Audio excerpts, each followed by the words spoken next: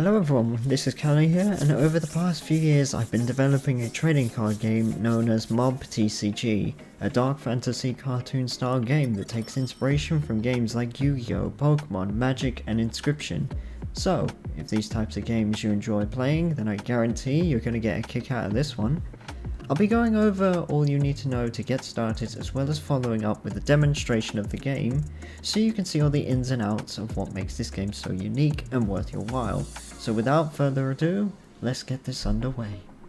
So what is MOB TCG exactly? Well, as I previously mentioned, MOB TCG is a dark fantasy game, but what is it? It's a 2 to 4 player game where the aim of the game is to get to 10 points, but how do you get those? By defeating your opponent's fiends. And how do you do that? Well, just stick with me for a little bit, because I'll be covering everything in this video right here. But first you need to know a few things before you can jump into your first game. MOB requires 2 decks in order to play the game, albeit one of them is completely optional, if you're brave enough to take that route. There are 5 different types of cards in the MOB TCG: Fiend, Destroyer, Enhancements, Landscapes, and Souls. Each one has their coloured border representing the type of card that they are. Those being red for the Fiends, blue for the Destroyers, green for the Enhancements, purple for Landscapes, and grey for being the Souls. Speaking of the card types, we are going to be going through all of them right now, starting with the Soul cards. Now, Soul cards act as your main cost requirements and go into your side decks. Although looking similar to Fiends, these cards are determined by their grey borders and no display text. They are very powerful at face value, however they have more use than just simply fulfilling cost requirements, but a little bit more on that later on. Now, the main type of cards that this game is going to be using are of course the Fiends. Fiends are determined by their red border, a simple cost, a power and health power value, as well as some display text. This can range from a quote, a piece of lore, or even a card effect to help you out. These will be your main resources to actually gaining the points, obviously. This is different to a soul card because souls will not grant you actually any points, only these cards will. Next on to the Destroyer cards. These cards are determined by their blue borders, their cost requirements, and display text. Destroyer cards that are cards that can be played during either your turn or your opponent's turn, and have a cost value which may use your discard power for.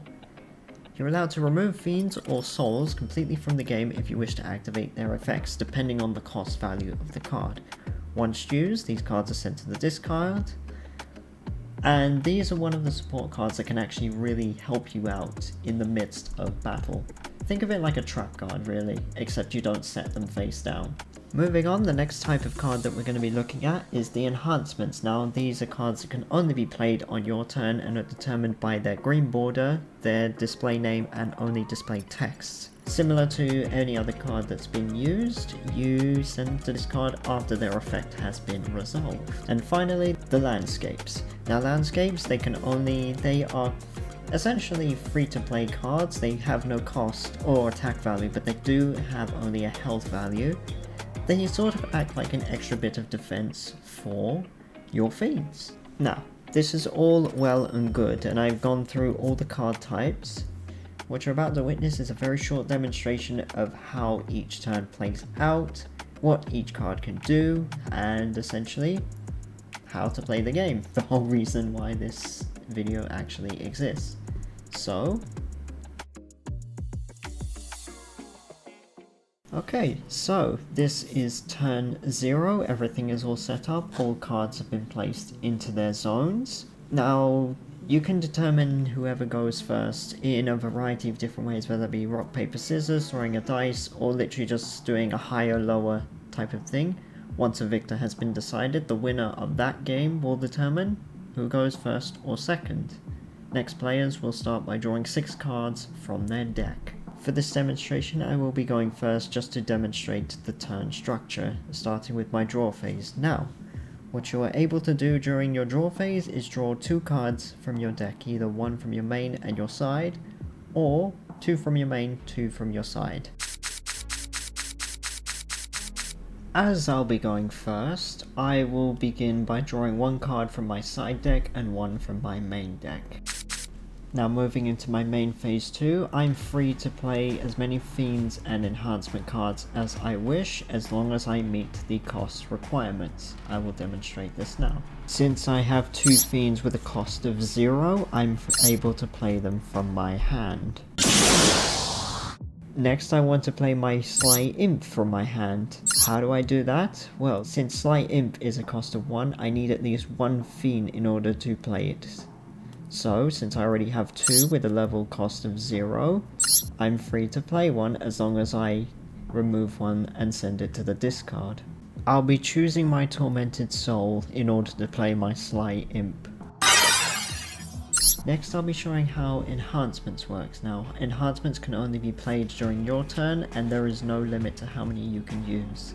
As you can see, I have 2 Book of Infinites, and I will be planning to use those simultaneously. Book of Infinite can be a very resourceful card, especially getting out Fiends with a level cost of 2 or 0 very early on.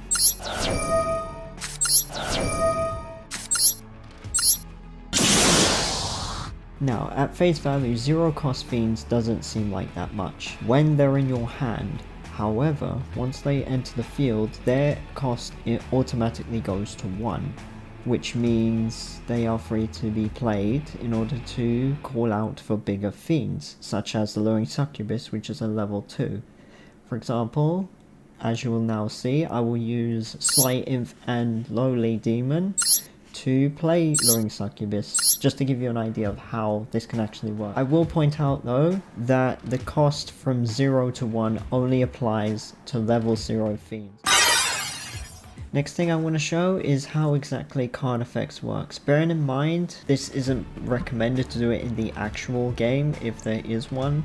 However, this is just for demonstration purposes only, just to show you how an effect actually works. As you can see, in order to indicate to your opponent that you are using the effect, you have to turn the card sideways. Now the reason why I've turned these 2 cards sideways is because they have abilities that are shared between each other, hence why I didn't choose to play Mature Kaida even though I theoretically could have.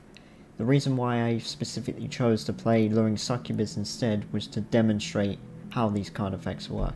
Now what's interesting about these 2 cards is how in sync they are with each other. For example, Luring Succubus's effect will only activate if Cunning Incubus is on the field, raising her HP by 1. However, if Cunning Incubus has Luring Succubus on the field, his attack will raise by 1, so they only work well when they're on the field at the same time. Now, as this is the first turn of the game, I unfortunately cannot enter my battle phase, and I don't have any plans to play any more cards, so I'm going to be skipping to my opponent's turn.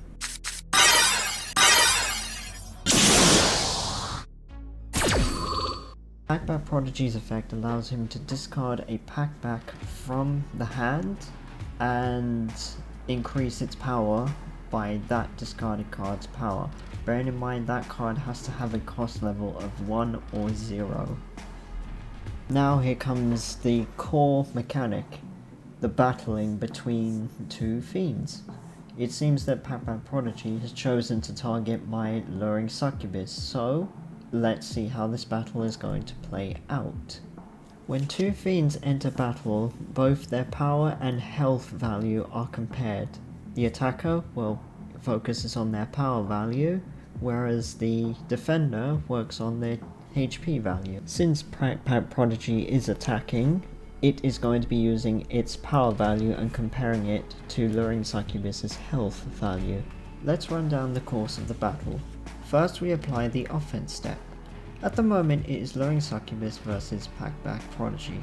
Prodigy's powers is amplified by using Hellhound Cub a little earlier to increase its power by 1 for this turn. Next is the defense step. As Cunning Incubus is on my side of the field, my Succubus's HP is currently 3 instead of 2. The damage step. Prodigy's attack value is compared to Succubus's HP stat, and then the end step. Thanks to the boost from my Incubus, my Succubus survives with only 1 HP remaining. My opponent has now ended his turn, and Pack Prodigy stats have returned to normal. Now that the turn has returned to me, I am able to draw. I'm going to draw 2 cards from my main deck.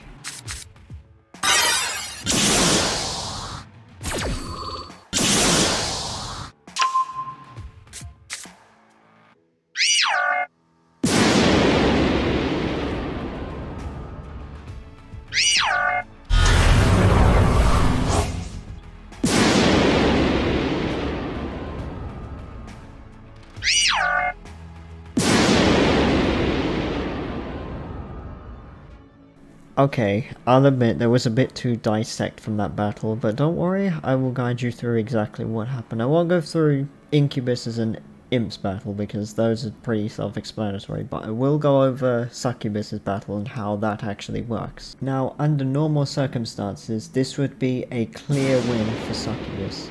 However, this is where destroyers come into play and can really turn the tides against your opponent. Now, what's special about destroyers is that they rely on fiends and souls to pay their cost from the discard pile. Once that's paid, those cards are banished and their effect activates. This is what separates them from many traps and or other types of cards in other card games.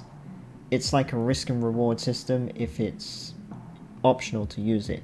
In this particular instance, Gnashing Fangs is able to select a target before any damage calculations and destroy the target. That's essentially what happened here and how my opponent gets the point instead of me. Because since no attack actually happened, and the Fiend was destroyed before the target actually took place, then that's how that was resolved. Now, you may have noticed during Incubus's battle where Prodigy actually became, well, a Spirit Pack card. This is a new mechanic exclusively for MOB called the Echo system. So, or the Echo mechanic I should say. The Echo mechanic allows a Fiend, if its cost was paid using a soul card, that soul can then come back as an extra piece of defense. However, that soul, for example this one, cannot be used for another Fiend's sacrifice. It can be affected by card effects and be attacked, but the only drawback is it cannot be used for other Fiends. Just wanted to clarify because I feel like this is a very unique mechanic for souls to give them more of a purpose rather than just cost fodder. Now, we've gone over all but one type of card, the landscapes. How on earth do they work? Well, surprisingly, they are very simple to wrap your head around. First of all, they are the only cards in the game that officially do not need a cost for anything. Well, enhancements don't either, but landscapes only have one value that you need to worry about: health. In this demonstration, I'm going to show you exactly how a landscape is used within a battle between Peace and Matured Kaida. Now, involving landscapes, battles are always going to be the same. However, any attacks with a landscape involved, the landscape will immediately take the hit straight away. For example, as you're about to see, Pack Peace is going to attack my Matured Kaida. However, my Slum Inn, my landscape, has a health of 1. So since they match, it's going to take the hit for me. Well, that's all fine, but what if in a different scenario, a Fiend's power is much higher than the landscape's health? Well, any resulting damage where the landscape would be destroyed, but there is damage left over, well, that is dealt to the Fiend itself. For example, since Pack Rogue has a power of 2, and the landscape only has a health power of 1, Blight herself is only going to take 1 damage as splash damage. That is outside of battle. On the field, you have to solely rely on where you position your Fiends. For example, any Fiend with a landscape zone in front of it, then they will be affected by that landscape and be protected.